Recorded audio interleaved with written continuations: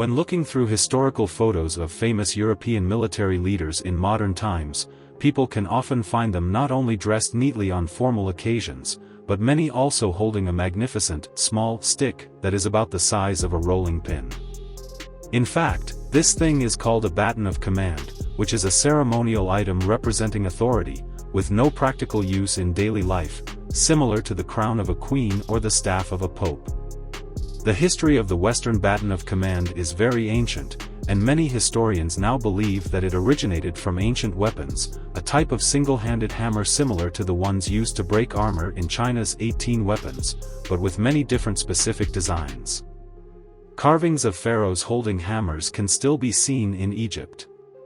It is not surprising to turn practical weapons into ceremonial objects. The imperial processions of ancient Chinese emperors were also like this, and the Roman Senate would also give batons of command made of ivory and other materials to military commanders, as a symbol of honor. The regulations related to the baton of command were standardized around the 18th and 19th centuries.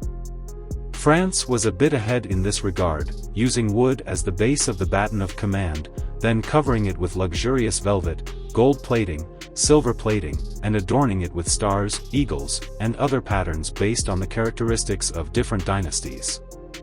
This practice was also popularized in several other European powers, becoming a symbol of power for senior military leaders, and was awarded to outstanding military leaders at the marshal level, who often influenced a country's foreign military policy or had outstanding military achievements, such as the Duke of Wellington of England and Sir William Birdwood, Commander-in-Chief of the Indian Army.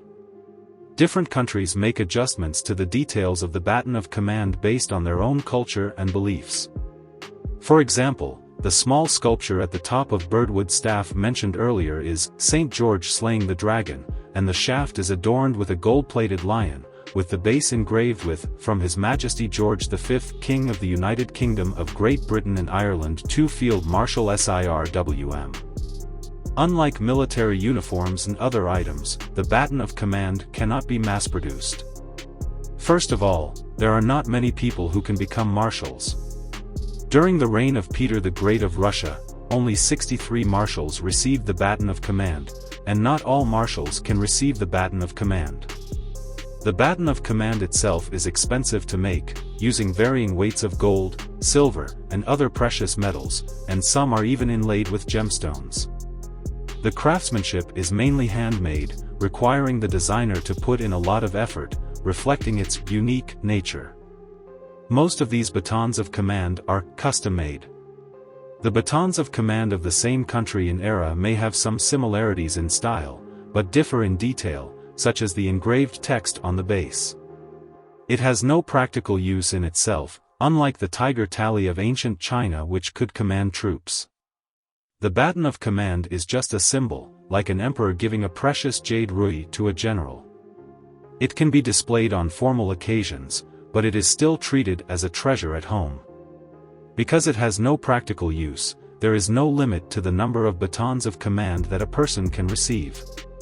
In certain special circumstances, the royal family of one country may also give a baton of command to a marshal of another country.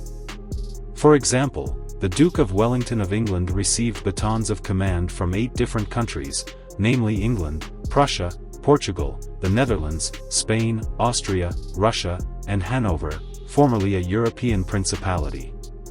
He served as a field marshal in each of the aforementioned countries and played an important role in the wars against France at that time.